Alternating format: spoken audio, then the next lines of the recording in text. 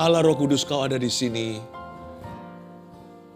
Sekalipun kami tidak bisa melihat di mana Engkau berada atau wujud-Mu. Tapi kami tahu dengan segenap hati, bukan sekedar perasaan, namun dengan iman. Bahwa 2-3 orang berkumpul dalam nama Yesus, Roh Tuhan ada di tengah mereka.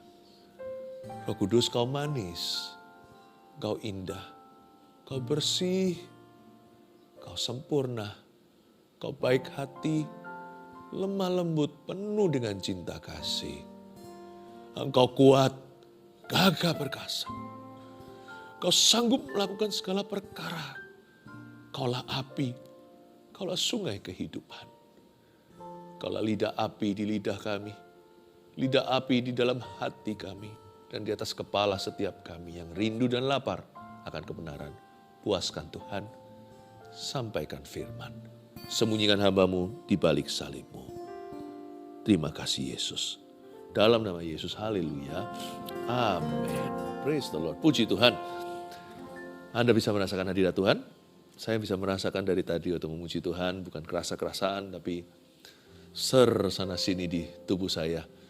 Terasa listrik sorgawi. Saya tahu Tuhan ada di sini. Bukan karena perasaan kita. Tapi seperti tadi saya katakan dalam doa. 2-3 orang berkumpul dalam nama Yesus. Roh Allah ada di sana. Kita punya seorang penolong yang tangguh. Namanya Roh Kudus. Dan kita semakin membutuhkan Dia. Tahun-tahun yang akan datang. Karena dunia semakin tidak pasti. Namun, Dialah seorang sahabat. Yang paling kita abaikan di hidup ini. Sahabat setiap anak Tuhan. Yang paling diperdebatkan. Roh Kudus itu lebih dari bahasa roh. Roh Kudus itu seorang pribadi. Pribadi ketiga Allah Tritunggal. Allah Bapa, Allah Anak, Allah Roh Kudus. Yesus berkata, kamu bisa hujat saya, masih ada pengampunan. Karena mungkin kamu belum tahu kebenaran. Tapi kalau kamu menghujat Roh Kudus, roh kebenaran itu dengan apa? Garam bisa diasinkan. Kalau sabun kotor, gimana dicucinya? Dialah agen dengan A huruf besar. Dialah Allah. Dialah meterai keselamatan kita. Dia menuntun kita ke dalam segala kebenaran. Lalu kalau sampai Dia kita tolak, dengan apa? Siapa lagi yang akan ajari kita kebenaran? Seminari? Sekolah teologi? Bukan itu sih. The Spirit of the Truth. Roh kebenaran itulah Roh Tuhan. Dan Dia ada di sini hari ini mau mengajari kita supaya kita mengenal Dia. Saya rindu hari ini yang diimpartasikan bukan hanya pengetahuan belaka, apalagi teori. Tapi saya berdoa agar Tuhan akan memberikan kepekaan kepada kita, khususnya dalam membuat keputusan tahun depan. Kita baca dulu sekarang firman Tuhan yang ada di Yohanes pasal 14 ayat 15-18 bunyinya. Jikalau kamu mengasihi aku, kamu akan menuruti segala perintahku. Aku akan minta kepada Bapa dan Ia akan memberikan kepadamu seorang penolong yang lain. Supaya Ia menyertai kamu selama-lamanya, yaitu Roh kebenaran. Dunia tidak dapat menerima Dia, sebab dunia tidak melihat Dia dan tidak mengenal Dia. Tetapi kamu mengenal Dia, sebab Ia menyertai kamu dan akan diam di dalam kamu. Aku tidak akan meninggalkan kamu sebagai yatim piatu. Aku datang kembali kepadamu. Ayat 15 saya bacakan lalu saya jelaskan. Jikalau kamu mengasihi aku, ini adalah kata-kata Tuhan Yesus. Kalau kamu cinta saya, kata Tuhan, kamu akan menuruti segala perintahku. Ada kata jika berarti tidak tentu. Karena manusia itu lemah, sungguh kita ini hanya daging darah. Sekalipun bejana tanah liat ini diisi harta sorgawi itulah bukan hanya Injil itu beritanya, tapi roh Injil itulah Roh Kudus yang ditanam di dalam diri kita. Dalam hati orang yang percaya. Tapi sebenarnya konteks atau kontainernya ini, wadahnya itu tanah liat. Kita ini bejana yang gak sempurna. Makanya Tuhan pakai kata jikalau itu realistis. Karena kemungkinan besar kita akan gagal. Jikalau bukan gagal total dalam mengikut Yesus. Kalau kita berdasar dengan pengetahuan kita atau niat baik, gak cukup tuh. Strong will bahkan kalau berkemauan keras seperti Petrus. Oh, orang lain bisa meninggalkan engkau Tuhan. Guru, tak sekali-kali aku akan meninggalkanmu, aku akan mati dengan engkau. Ayam belum berkokok 3 kali, belum berkokok 2 kali, dia sudah menyangkal Yesus 3 kali. Ya, ketika ayam 2 kali berkokok, Petrus sudah memenuhkan tabung penyangkalannya.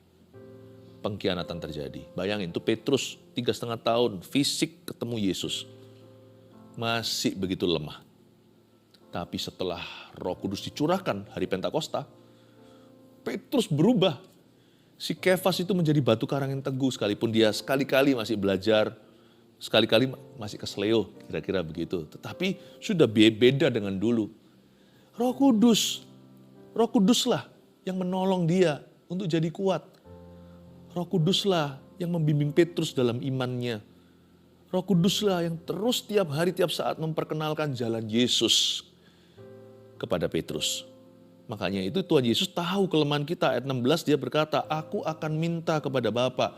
Ini pra Pentakosta, sebelum Yesus mati bahkan. Nanti aku akan minta kepada Bapa. Dan Bapa akan memberikan kepadamu seorang penolong yang lain. Kenapa penolong yang lain? Kenapa enggak Yesus saja sih? Yesus harus naik ke sorga setelah nanti bangkit. Kalau Yesus masih fisik secara jasmani di bumi, kan kita nggak bisa semua ketemu Yesus, kan harus janjian dulu. Karena kalau Tuhan Yesus dalam darah dan daging manusia, sekalipun dia tidak berdosa, tapi kan Tuhan Yesus diikat waktu. Nggak bisa hadir di mana-mana. Karena bukan dalam tubuh sorgawi, tapi tubuh jasmani. Karena itu Tuhan berkata, aku harus pergi, tapi aku akan minta kepada Bapa, kamu akan dikasih penolong yang lain. Ya, dia adalah Allah. Allahnya orang Kristen bukan 3 ya, udah nggak usah diteorikan. Tapi 1. Tapi dalam 3 pribadi, Allah Bapa, Allah Anak, Allah Roh Kudus. Sekalipun hari ini kita nggak bersama Yesus secara jasmani, nggak masalah. Malah Yesus bisa bersama dengan setiap kita di mana-mana, kapanpun saja. Nggak ada beda waktu, nggak ada jarak, tidak ada perbedaan tempat. Makanya sekarang saya di sini, Anda di sana. Yesus yang sama, bayangkan.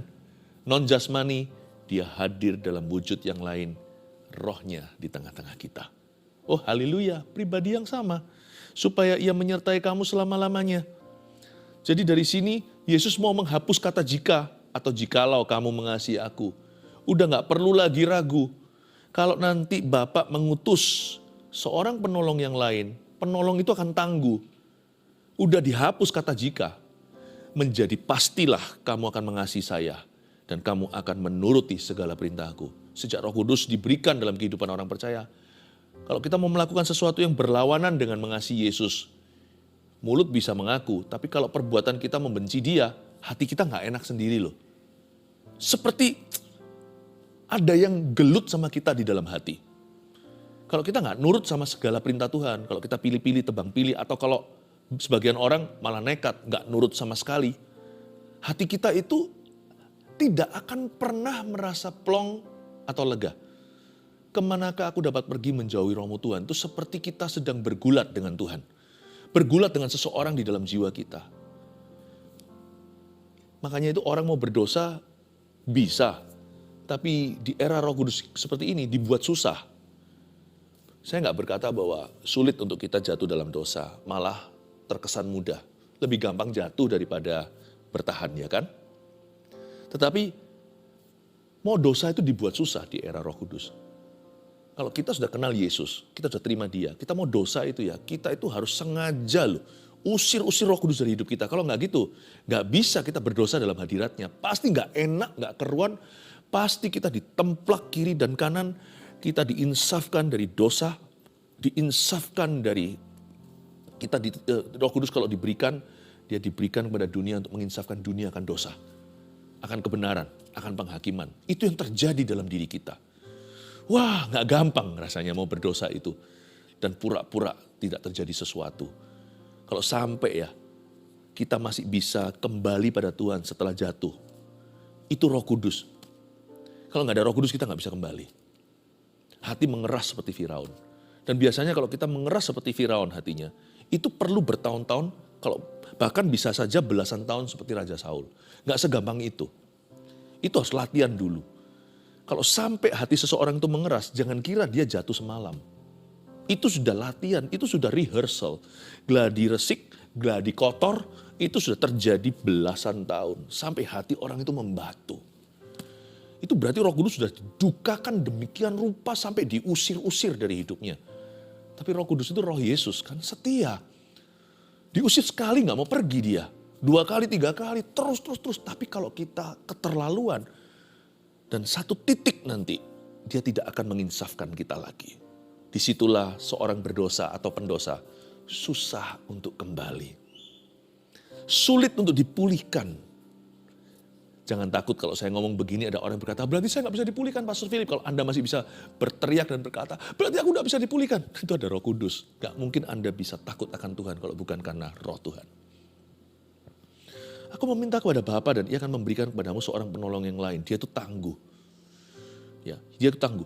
Untuk menghapuskan kata jikalau kamu mengasihi aku. Karena Roh Kudus kalau diberikan, tugas utama Roh Kudus itu bukan memperkenalkan dirinya. Makanya namanya hanyalah Holy Spirit, Roh Kudus. Tugas utamanya adalah memperkenalkan Yesus kepada kita, Anak Allah. Makanya Roh Kudus itu dicurahkan untuk mengajarkan kepada kita umatnya bagaimana mengasihi Tuhan. Dan Roh Kudus itu adalah roh ketaatan. Dia bukan roh kemurtatan. Roh kemurtatan itu roh jahat. Roh Kudus itu roh perkenanan. Roh kekudusan. Jadi dengan adanya Roh Kudus dalam hidup kita, dia akan melatih kita untuk taat kepada perintah-perintah Bapa. Itu tujuannya. Makanya Yesus tahu akan hal ini. Nanti Tuhan Yesus akan pergi secara jasmani. Aku meminta kepada Bapa agar engkau diberi penolong yang lain. Dan dia akan menyertai kamu selama-lamanya. Wow, Roh Kudus itu tidak kontrakan. Karena Yesus membeli kita, membeli lunas bahkan, membeli dengan darah. Sekali kita miliknya, Roh Kuduslah meterai keselamatan. Sekalipun kita masih tinggal dalam tubuh dan darah yang masih bisa kumat-kumatan. Sungguh loh, kalau hari ini saya tidak menyangkal diri dan memikul salib, saya akan kembali kepada Philip yang lama. Dan Philip yang lama, Anda pasti nggak akan suka. Saya orangnya dulu seperti apa, kebiasaan buruk, emosian, nggak sabaran, nggak ada kasih, dingin, tidak ada senyum, apalagi ketawa. Saya masih bisa, karena badan saya ini masih ada memorinya. Namanya tubuh Adam suatu hari kalau mati, debu menjadi debu, tanah menjadi tanah, jiwa kita kembali pada Tuhan, diberi tubuh mulia. Nah waktu itu sudah nggak ada lagi memorinya. Udah ciptaan baru. Tapi roh saya sudah ditebus, jiwa saya sudah ditebus, badan saya sekarang menjadi senjata kebenaran. Ku persembahkan tiap hari karena aku tahu bahwa badanku ini adalah bait suci. Bait sucinya siapa? Bait Allahnya Roh Kudus. Karena saya persembahkan, yang dulu tangan saya buat untuk mukul orang, sekarang buat tumpang tangan. Buat untuk memberi rasa aman. Mulut dulu untuk menjatuhkan, sekarang saya pakai mulut ini untuk memberitakan. Jadi badan saya nurut. Karena roh dan jiwa saya sudah ditebus. Di dalam diri saya ini ada ciptaan baru. Tapi kalau Anda lihat tubuh saya, ya saya dari dulu ya begini, cuman lebih tua. Tapi di dalam diri saya ada satu dunia yang sudah ditebus oleh Kristus. Dan itu adalah tempat tinggalnya Roh Kudus. Jiwa saya itu terdiri dari kehendak bebas saya, pikiran saya, perasaan saya. Roh saya itu bicara sesuatu yang tidak bisa saya jelaskan. Bayi waktu di USG pertama kali diberitahu positif. Positif hamil mamanya. Sang ibu muda tersebut yang barusan hamil, baru berapa minggu dites, waktu dilihatkan sang suami senang sekali tapi nggak tahu mana bayinya dok, anak pertama. Ternyata satu dot atau satu titik yang ada kehidupan. Itulah roh manusia, belum ada badan, belum ada jari 5, setiap tangan. Roh kita tinggal di situ Roh Kudus. Ini dahsyat dan disitulah di dalam area roh itulah ada banyak hal yang tidak bisa dijelaskan. Namanya kepekaan. Sensitivity to the Holy Spirit. Itu yang membuat kita rasa gak srek kalau kita setelah mengatakan sesuatu, bukan orang yang suka guilty-an ya, suka rasa bersalah, enggak. Itu juga yang membuat kita itu jadi rasakan damai sejahtera Allah di sana. Itu bukan feeling loh. Emosi orang itu sebatas sana, sebatas jiwanya. Tapi ada orang tertentu di badai yang luar biasa, tapi heran. Bukannya dia itu tenang secara feeling atau perasaan, dia juga kalap seperti yang lainnya. Tapi di dalam dirinya ada blessed assurance, ada keyakinan iman, ada kepastian. Seperti ada asuransi sorgawi, seperti ada garansi. Makanya itu martir-martir di zaman dulu dalam sejarah gereja. Mereka menghadapi kematian itu dengan ketenangan yang luar biasa. Itu bukan tren-trenan karena mereka dari dulu itu tentara. Bukan karena mereka itu gimana. Bukan karena mereka semedi, bukan.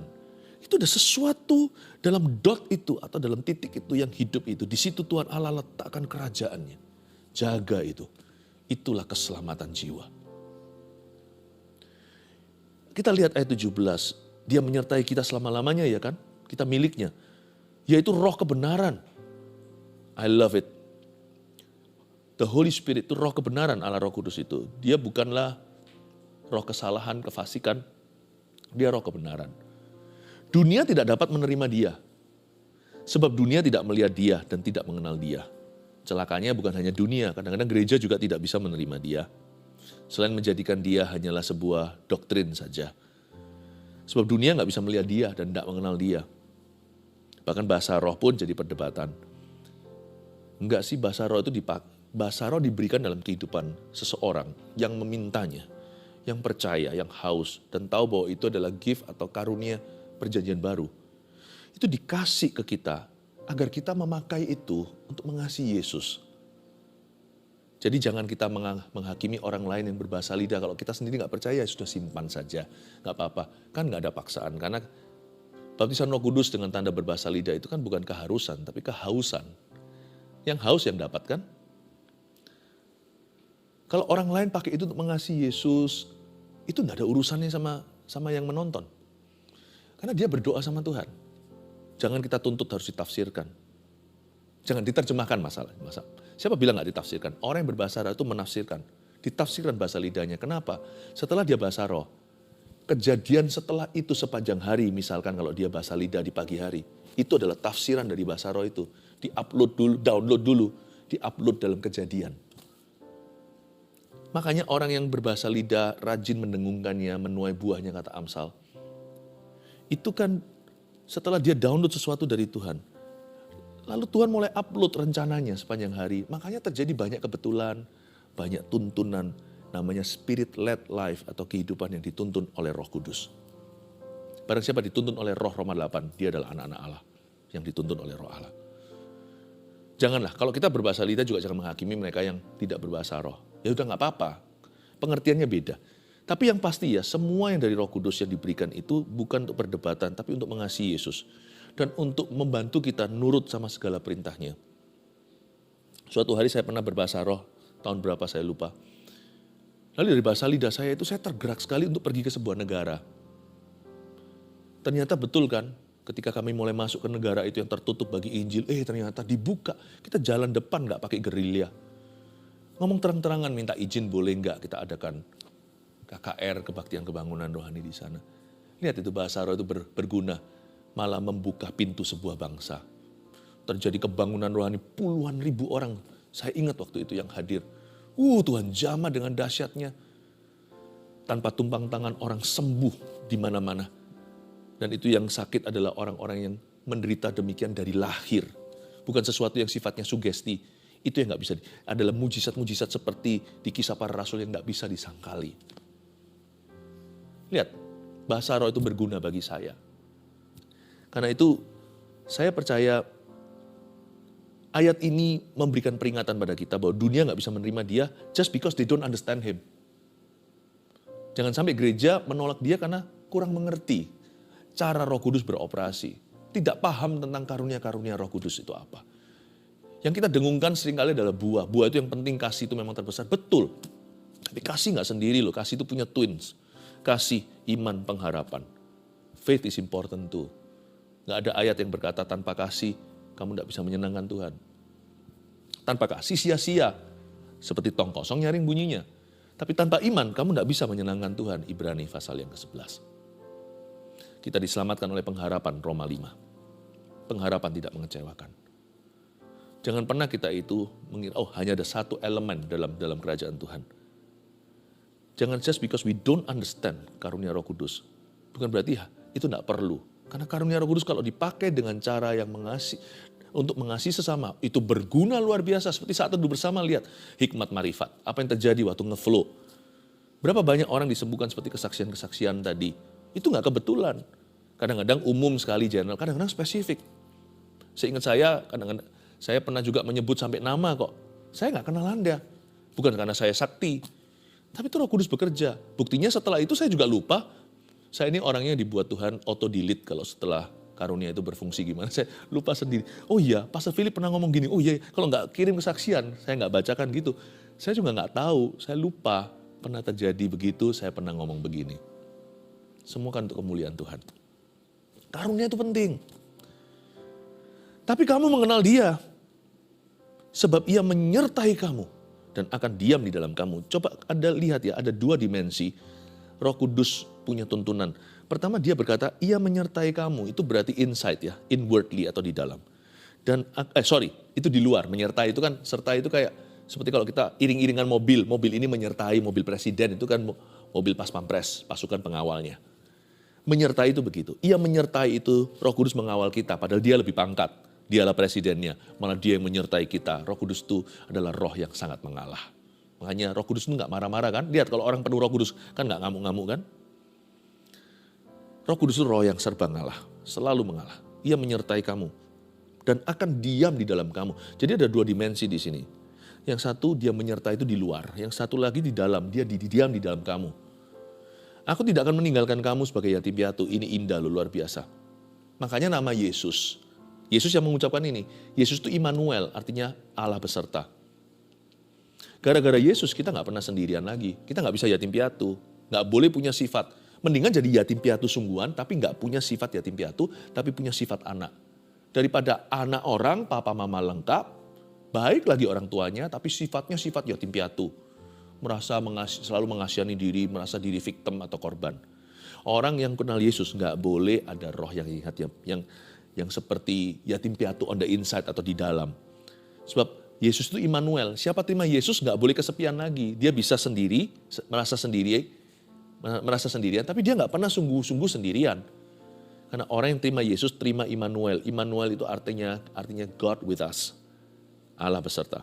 Gara-gara Yesus, kita terima Yesus, kita sekarang punya Bapa. Sekalipun sebagian kita nggak punya figur Bapa, nggak punya figur ayah ceritanya. Kita bisa menyebut dia Bapa kami di dalam sorga. Bukan hanya punya Bapa, punya keluarga. Roh Kudus itu bukan hanya vertikal membawa kita, tapi horizontal pada saudara seiman. Makanya orang penuh Roh Kudus kan nggak jadi eksklusif, nggak jadi menjauhkan diri dari pertemuan. Atau memutus hubungan dengan saudara seiman. Aku bisa tumbuh sendiri karena trauma, dulu pernah terluka di sebuah gereja. Nggak akan begitu. Roh Kudus itu roh pemulihan, roh kesembuhan. Malah sembuh. Malah harus mengkonfrontasi area sakitnya. Dan di situ dia harus membuat keputusan untuk mengampuni dan untuk percaya lagi. Gak bisa kita berkata, I just want to believe God, aku hanya mau percaya Tuhan. If you believe God, you will have to start believing man again. Kita harus belajar untuk mempercayai orang juga. Kalau kita gak percaya sama orang, tutup diri itu namanya orang yang trauma. Orang seperti itu gak bisa diberkati. Apalagi jadi berkat, dia tutup diri. Yesus itu Immanuel, gara-gara Yesus. Kita sekarang punya Bapa di sorga. Tapi gak hanya itu, gara-gara Yesus dia minta kepada Bapa kasih Roh Kudus. Kita gak sendirian, inside us di dalam kita tinggal seorang pribadi. Allah Roh Kudus. Indah ya, luar biasa ya. Saya kasih 3 poin seperti biasanya. Sebagai pewahyuan dan rangkuman apa yang kita pelajari. Kita punya seorang penolong yang tangguh. 1. Roh Kudus akan membantu kita untuk mengasihi Yesus dan taat kepada Bapa. Nah itu dia. Roh Kudus itu akan membantu kita, seperti yang saya katakan tadi, saya jabarkan, bahwa dia penolong kita yang tangguh. Apa sih tugasnya? Sekalipun dia Allah, dia menugasi dirinya untuk mengajari dan menguatkan kita. Untuk membimbing, membantu kita dan menolong kita. Agar kita mengasihi Yesus dan taat kepada Bapa. Saya sebut Roh Kudus itu penolong yang sejati. Dan dialah yang membuat kita tidak lagi jikalau, tapi pasti. Sekalipun kita masih bisa gagal, kita nggak sempurna, kita masih belajar. Tapi orang yang dipenuhi Roh Kudus, dituntun oleh Roh Allah, makin hari dia akan semakin mengasihi Yesus. Makin hari dia akan semakin menuruti segala perintahnya. Semakin hari dia akan semakin taat pada perintah-perintah Bapa. 2. Kita punya seorang penolong yang tangguh, namanya Roh Kudus kan. Tidak kelihatan bukan berarti Roh Kudus tidak dahsyat atau tidak nyata. Roh Kudus ini menyebut dirinya, dia adalah, Yesus menyebutnya the Spirit of Truth. roh kebenaran. Jadi Roh Kudus itu ada dalam kebenaran. Dia itu mempengaruhi kita dalam kebenaran. Saya punya sebutan seperti ini, Spirit of Truth and Fruit. Roh Kudus itu tidak narsis. Memang dia tidak kelihatan. Memang tidak niat untuk dilihat. Tapi dia terasa pengaruhnya dalam kebenaran yang dia ajarkan dalam kehidupan kita. Dan buah-buah yang dihasilkan dalam diri kita. Kasih, damai sejahtera, sukacita, semua hingga kelemah lembutan dan penguasaan diri. He's the spirit of fruit and truth. Tidak kelihatan, bukan berarti Roh Kudus itu nggak dahsyat. Jangan salah, perlu interview Anania Safira, gimana mereka matinya. Langsung rebah putus nyawa. Gara-gara bohongin Roh Kudus di dalam bait suci, di dalam tempat ibadah mereka, gereja mula-mula. Ya, just because he's invisible, tidak kelihatan, bukan berarti dia nggak nyata. Di alam kita ini, terlalu banyak hal-hal yang powerful sekali, yang tidak kelihatan. Misalnya gelombang. Misalnya apalagi oksigen. Itu nggak kelihatan. Tapi Roh Kudus bukanlah hal-hal itu ciptaan. Roh Kudus seorang pribadi. Dan nyata sekali. Kita ini terlalu memberhalakan panca indera sih menurut saya. Yang disuapin terus itu hanyalah indera penciuman, pendengaran, penglihatan yang jasmani. Tapi manusia tidak pernah mengisi hatinya, yang diisi perutnya dengan roti. Padahal manusia hidup dari firman. Roh Kudus itu powerful, tapi dia nggak narsis. Kalau Anda lihat hari-hari ini di media ya, sosial media, apalagi kalau kemarin-kemarin menjelang Halloween, saya diberitahu teman-teman sih, waduh sekarang lihat-lihatnya semuanya itu hantu-hantu. Film-film juga begitu. Dan beberapa penampakan-penampakan, Anda lihat kadang-kadang apakah setan sengaja ya? Penampakan hantu terekam oleh CCTV, terekam oleh video kamera, oleh HP seseorang dan sebagainya. Roh Kudus tidak akan gitu. Itu spirit murahan. Itu roh narsis. Roh Kudus itu tidak kelihatan memang. Itulah sebabnya dia berwibawa. Itulah sebabnya dia Allah. Itulah sebabnya dia itu mulia. Loh, tapi kan Roh Kudus itu burung merpati, bukan. Waktu Yesus dibaptis, terbuka langit, turun Roh Kudus seperti burung merpati. Roh Kudus bukan burung merpati, seperti burung merpati. Dia turun, gak bisa menjelaskan waktu itu dalam insiden pembaptisan Yesus tersebut. Roh Kudus itu begitu glorious. Dia begitu lembut, tidak kasar, tapi dia begitu kuat. Dialah roh maha kuasa. Dia bukan berkuasa. Roh jahat punya kuasa untuk menghancurkan hidup orang. Roh Allah itu maha kuasa. Memutarbalikkan pekerjaan iblis. Ketiga, Roh Kudus itu membimbing kita dari dalam kita. Tadi ingat ya, dia akan diam di dalam kamu kata Yesus ya kan? Roh Kudus membimbing kita dari dalam kita dan mengatur kejadian di sekeliling kita. Itulah penyertaan. Dia akan menyertai kamu dan akan diam di dalam kamu. Jadi Roh Kudus membimbing kita dari dalam kita dan mengatur kejadian di sekeliling kita. Saya kasih satu cerita simpel aja. Suatu hari waktu saya masih sekolah, saya sampai sebuah tempat, udah capek sekali tapi ternyata pintu terkunci. Dan kunci ditaruh di situ, saya ambil. Ada 30 kuncinya, 2-30-an lah, 30 ada tuh. Aduh itu kalau nggak salah sudah pukul 3 pagi gitu saya sampai di situ. Aduh saya harus buka yang mana, letih sekali, simple. A spirit-led life itu dalam hal-hal sederhana dituntun sama Roh Kudus. Saya nggak tahu apakah ini kebetulan atau enggak ya, Anda nilai sendiri. Tapi saya juga nggak jadikan ini suatu teori, tapi ini pengalaman kesaksian. Saya juga punya kesaksian untuk saya bisa bagikan. Dalam keletihan saya setelah pelayanan berapa hari nonstop, saya sampai tempat 30 kunci gimana ini. Coba satu-satu kira-kira waktu 15 menit minimal atau 3,5 jam bisa-bisa ya. Saya berkata, oh bantu aku Tuhan, tolong aku Tuhan, aku capek sekali. Tiba-tiba merasa aja dari 30 kunci yang saya pegang itu, yang ini, gak ada suara sih. Di kesaksian hati saya aja, yang ini. Udah saya buka, langsung terbuka pintunya saya masuk. Ombyokan kunci segitu.